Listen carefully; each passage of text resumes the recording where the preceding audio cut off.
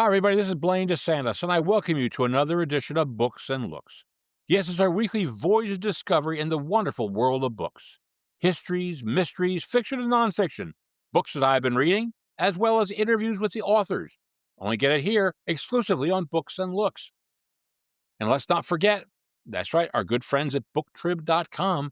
You can go there for any sort of book related items you want, book reviews, book giveaways. You can find my podcast or YouTube there. It's a great site. They're great people. That's booktrib.com. Now, today, friends, we are bringing this episode out on Good Friday because it's a little bit different from other episodes. I'm fortunate enough to have known a few people who are authors, and one of whom is a gentleman named Pavel Baldea. Paul is a very devout Christian, and he has written a book. As titled, I should have title here, The Last Day on Earth. And Paul has been collecting things that he's been studying for over 20 years to put this book together. And I don't usually do religious books. I try to stay away from politics also. But I thought Paul should come on and give us his point of view on a lot of things. And there may be a lot of you out there who might be searching for questions or answers, and Paul might have some of them for you. It's an interesting gentleman. He came from Romania, escaped from Romania, met my wife and my father-in-law over there in Italy. They became good friends. They're still good friends down here and live in another part of South Carolina. So we're very happy to have Paul on talk about his book, The Last Day on Earth. And I think you'll really find it interesting. And again, it's where we're doing this out on Good Friday. So I wish you all a happy Easter. And Easter in ours and Orthodox is the same day this year, the 20th. So I think it's appropriate. And let's go right into that interview. Paul Baldea, welcome to Books and Looks. Thank you very much. Hello. Nice talking with you and helping me out with this book. Thank you. Glad to have you on. As I said to everybody in our intro, Paul's a friend of the family. It's nice when you have friendly people who know you and they write books, and we can have them on as a guest. So I'm really enjoying this. So we're real pleased to have you on. And if I haven't shown it to everybody yet, here's his new book. Okay, The Last Day on Earth. Here it is. Okay, this is what we're talking about. And Paul, that brings me to the very essence of my first questions is it's called The Last Day on Earth. Why did you give it this title, or did you have anything to do with the title? Well, in the Bible, there are three events that are called the last day on earth. One of them, it's right before Jesus will come to reign on earth for 1,000 years, which is called the millennium. So, in that time, he will judge all the people that took the mark of the beast. They follow the Antichrist, and it's last day for those people. Then another situation is at the end of millennium when God will judge the people that were not raised from the dead, beginning with Adam time till present time, present of that 1,000 year. And another time it's mentioned in the Bible, the last time, many times for the Christians, and special for those that hope in resurrection. That word in English, resurrection, it's translated from a Greek word. They call it harpazo, which means caught up. So in all the English translation of the Bible, that rupture, taking up, it's translated in English as being caught up. But actually, when the Latin was translating the same Greek word, they call it rapturo. And then the English speaking people took that rapturo to rapture. And it's never written in the in English Bible that way, but that's the meaning of it. So, because in the Gospel of John, Jesus himself said it 4 times in chapter 6 I can give you all the verses 39, 40, 44, 54. That on the last day he will bring to life all the people that believe in his sacrifice. So that's why I call it last day, because Jesus himself quoted 4 times, last day, last day. Okay, that's the last day then. Okay, good. All right. Well, that's very good. Now, I noticed you have an accent. Ah, as does my wife. Where are you Yeah. from, Paul? And tell us a little bit about your background. Yes, I was born in Romania, in the communist Romania, and my family there were a lot persecuted by the Communist Party. And I can give you an example of it. When I was 6 years old, at 2 o'clock in the night, the police came and took all of us, 4 children, mother and father, locked the house, locked the gate of the backyard, put him in the car, put him in prison, and left us in the middle of the street. Then you understand how life was there. Even my mother couldn't go back in the house, and the house was from her, inherited from her parents. But we grew up, and um, because the tough life, I was always interested in reading the Bible, trying to understand why we have to grow up with our parents. And growing up, I always uh, have problem because I didn't want to join the Communist Party. They don't believe in God. They are atheists. So, being to so many events, at one point I decided to join the United Nations camp in Yugoslavia. And from there, I was accepted to emigrate in United States. I was very, very grateful for that. And I prayed to God that as long I have my eyes, hands, and feet, don't let me beg, let me find work. Then, after a few years of hard work, I decided to go to college and pay for it in full. And I have a wonderful career working as an X-ray technologist. Good. That's wonderful. That's a great story. And it's in that one camp in Italy where you met my wife and my former Yes, father-in-law, that's very who's no true. longer with us. Yep, that's right. So, and and he left when Paul left. And I know this is getting it off the book, but when Paul left Romania, he left this little girl behind, his wife and a little girl, which is Yes, I now, did. which is our daughter, which is his daughter Lydia, who is now our family physician. Can you imagine that? It's just Yes. something was in the cards for that. I'll tell you. Well, anyway, now the book. What would you, if you had to give us an overarching theme? We talked about the title, but what is the book really about? Tell us all what it's about, Paul. And the shortest word I can tell is that this book is a strong warning against the ignorance that people have about what will happen when they will pass over the horizon of this life. Hmm. Okay. All right. And so this book is going to tell us a little thing about what you need to do to prepare for the eventuality of death, etc. And okay, that's very good. So that's a help now. But now, who do you think your target audience is for this book? Who are you trying to get this book out to? I will want that everyone that uh, think about life, even though they go through hard times, they are seeing that life is fleeting from them. And if someone will get to read this book, will want to find the one that has life in itself, Jesus Christ, which is the whole Bible. Hmm. Okay. And so that was your motivation, I guess, your inspiration. I mean, all of a sudden one morning you just wake up and say, I'm going to write this book. How did you get that inspiration to write this book? No, no, no. That's what happened. Because I told you I lived in a communist, atheistic society.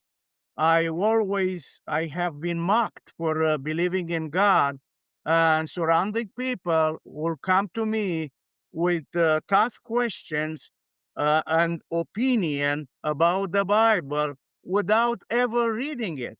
So I start answering those questions. Then, about 20 years ago, in 2005, I decided to collect those answers, and I say I should write a little book because in time my mind will go weaker and weaker and will be very hard to go to look for all those answers. So that's why I put it in the little book. Well, no, that makes a lot of sense. You've been collecting this stuff. You've been accumulating everything. You've gotten wisdom over the years. And what I like about this is that, you know, you are a layperson. You never went, I don't think you went to theology school or anything like that. But through your years of studying of the Bible, you've been able to come up and with what you think is a pretty simple, again, from this book, pretty simple message. It's a pretty simple message right here in this book. That's amazing. Do you think this adds to what has already been written about the Bible, or do you think it's going to be different from the other books because you're not a theologian. You didn't go to divinity school. You use a practicality that they might not have. No, no, it's not adding. This book is not adding anything because there are so many books, and this book is not competing with the writing of renowned pastor or prolific Christian writer. No way. This, uh, uh, uh, those Christian books usually are written and they fill up the libraries of the pastors and the seminary theology students. And guess what? They are used as quotation in appropriate sermons. And it's true, lots of them are bought by the Christian to have a better understanding, about what the Bible said. But this book, it's actually not for Christian because they supposed to know the Bible already. Okay. All right. Very good. Well, that which now see now that brings me to this whole a couple things here. Um, First of all, you brought up a lot of very interesting points. A lot of interesting points. I said I got to go to my Bible and find that, but I didn't see chapters and verses.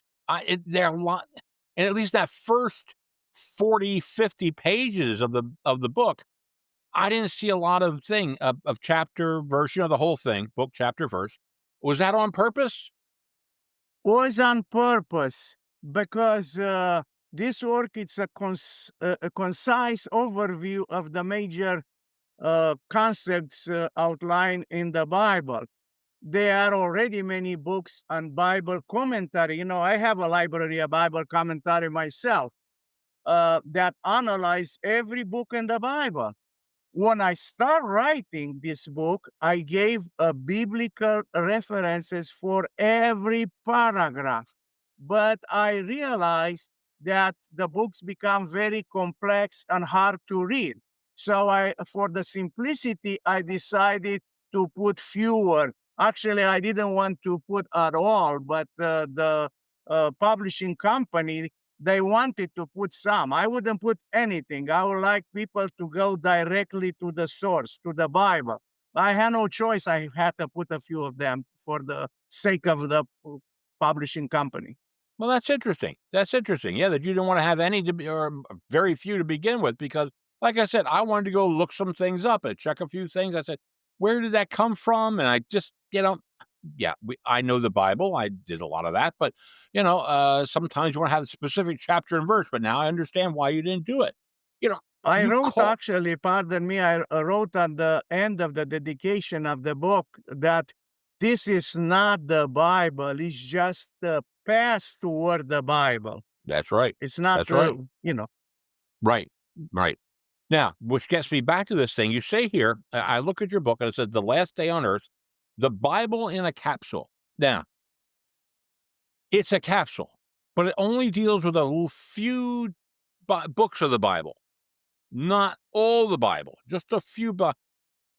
How did you decide what was the most important thing to put into this book? Because you use only a few books of the Bible. You don't use all the books of the Bible. For instance, I don't see a lot of references to Matthew, Mark, Luke. I don't see a lot of, there's nothing to Psalms, Proverbs. How do you decide what we want to use and what we don't want to use? Well, this book answered to a few tough questions without going in full detail about, in order to make the sincere truth seeker to go to the Bible. So it's very very short and doesn't cover the whole Bible. It's the main truths of the Bible. That's what I wanted to get to. Right. That's what I wanted to get to. Do you think this is the essential message that we're getting out of the Bible? You think that when we pick this up, this is what everything is really all about? Well, I will say to this, um, it's no book written about the Bible to have the whole truth. I'm a person that will taste the goodness of God will want to know the whole truth. So he will read the whole book, the Bible. For someone that has no access to the Bible itself, this book have enough truth in it that will help a person to receive the salvation of God. As it's written, it's giving them what to do, how to do if they don't have a Bible. That will help them to do that. Okay. Great. Okay. That's very good. Now, one thing that, that got me a little confused, okay, and I'll be honest with you, you have a book about a chapter about Paul's work before the chapter about Jesus's work. Now, why do you put Paul before Jesus? Well, in developing the Christian history, we we see clearly that Jesus is the single possibility for salvation of humankind. But he was sent by God to preach only to his people, to Israel. Jesus' apostles, and especially Paul, were precious tools in God's hands for spreading the gospel, the good news of salvation. And God used Paul to bring Christianity to the Gentile world, Gentile, everybody else beside Israel. So that's why I put it. He was a tool and he worked very hard. He was in prison many times. He did the very, very good job. They are say they will. Many people will say that Christianity is actually Paul. Paul's the one who invented Christianity. Jesus didn't do that, but they say Paul's the one who put it all together for everybody. I don't know if yes, no, I wasn't there. I couldn't tell you, but okay. Well, that's interesting. Now, a couple of times you reference to man, okay? You say man's been here for maybe 6,000, 7,000 years. You use a few numbers in there. Is that what is that so that is biblical, 6,000, 7,000 years or nobody before then? The Bible is very, very clear about creation of the earth. The the first sentence in the Bible people have to read it very careful. Declares that in the beginning God created the heaven and the earth. To me, that means that the age of the earth is the same of the age of the whole celestial body that are created by God in the heavens. Now, 6,000 years ago, God transformed the earth in order to support all life forms that he created on earth. So, yes, human beings are only 6,000 years presence in this earth. But the creation of the earth is way beyond that. It's like the whole universe. And if you watch a little bit on the science, the theories that was before Hubble telescope and James telescope now, what do they do now? They change the theory. You know, theory is something that it's not verified. So now they going beyond the age of the Earth, was like 13.8 billions year, and the size was billions and billions of light years. Now they are completely confused because of James telescope. I like It's that. very Now true. I They are. now they're confused. You know, the science is so good, but sometimes the science has antagonistic theory against each other. And if we don't look carefully, we sometimes we go mislead in all of this. You know, for me, I was a science major. I always like science, right? And I just give you a small example. They teach you that the matter in the end is made by atoms, and you have a nucleus, and you have in there only positive particles, and the electrons that go around, and they are negative particles.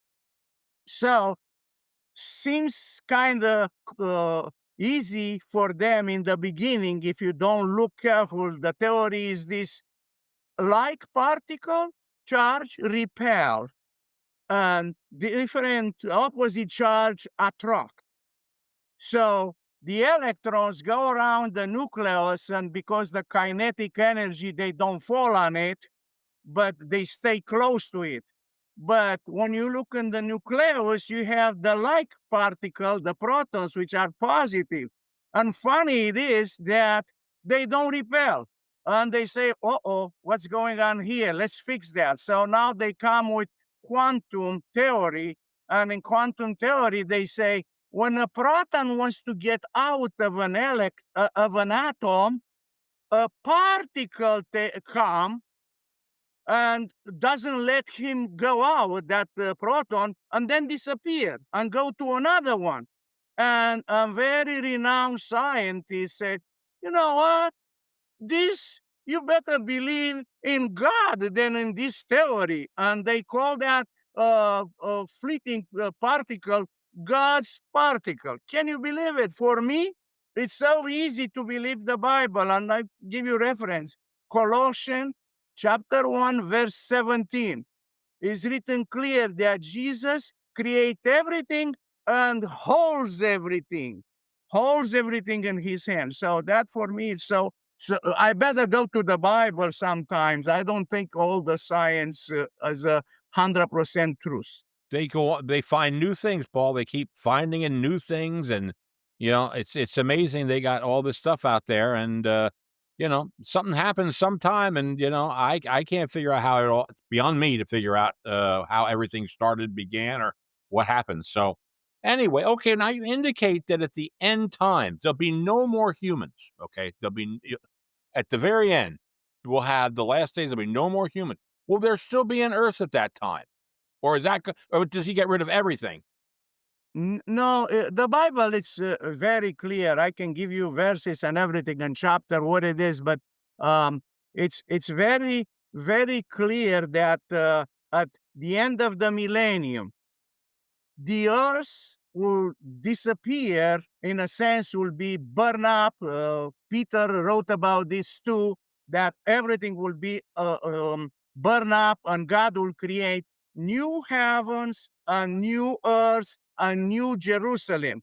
And the first 5 verses in chapter 20 of Revelation is describing the life in there and the major things of life in there, which is the best thing what it is.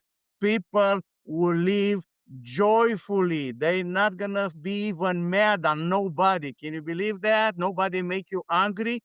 I'm thirst for that, to live in peaceful life, and that will be on the new earth that God will create it for the people that will want to go with Him.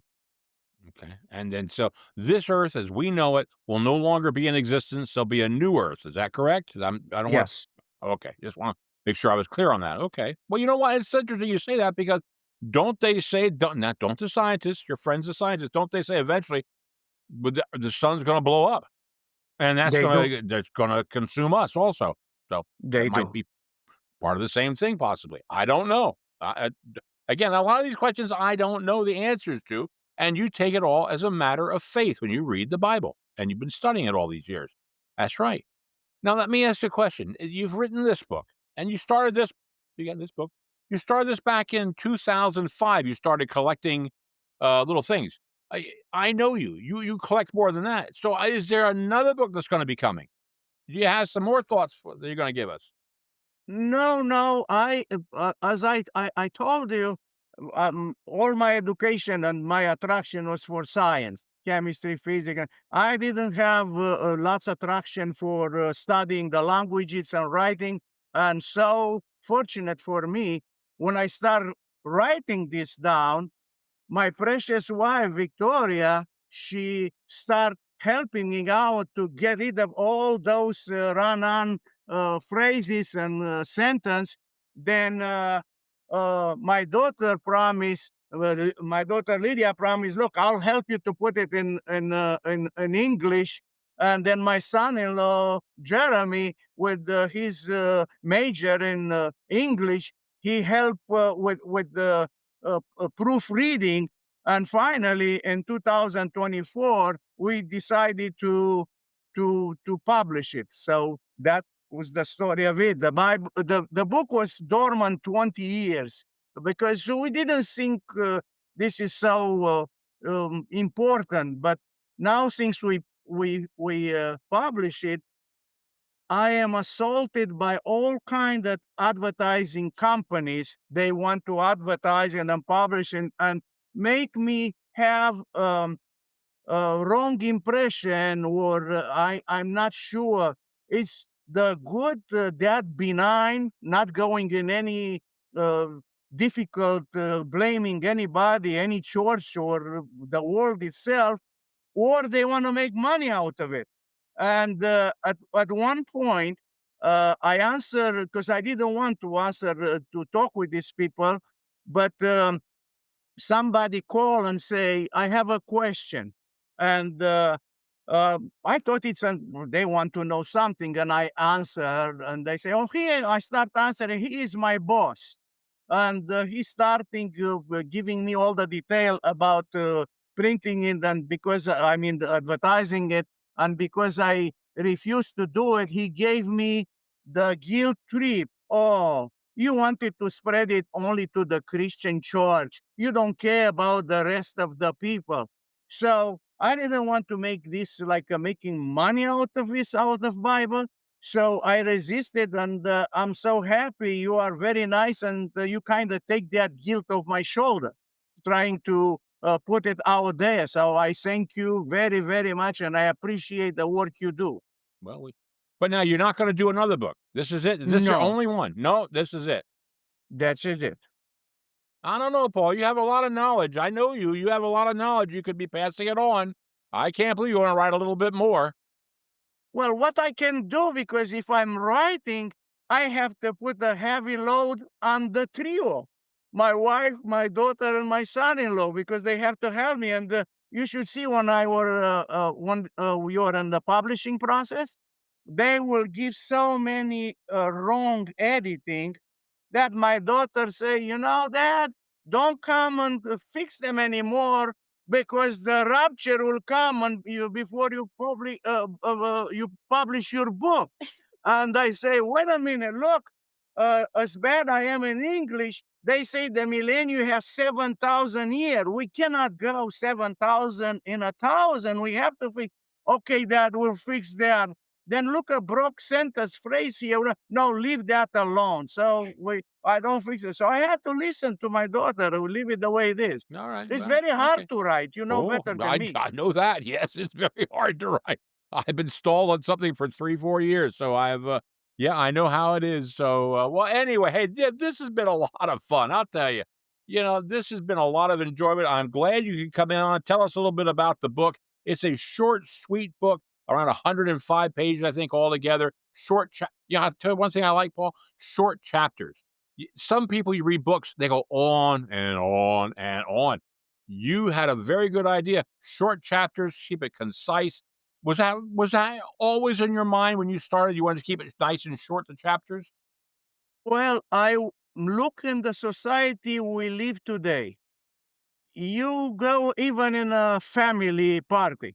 Everybody is with the face and the hands and the phone. We don't talk anymore. Our time is still by all of this electronic technology.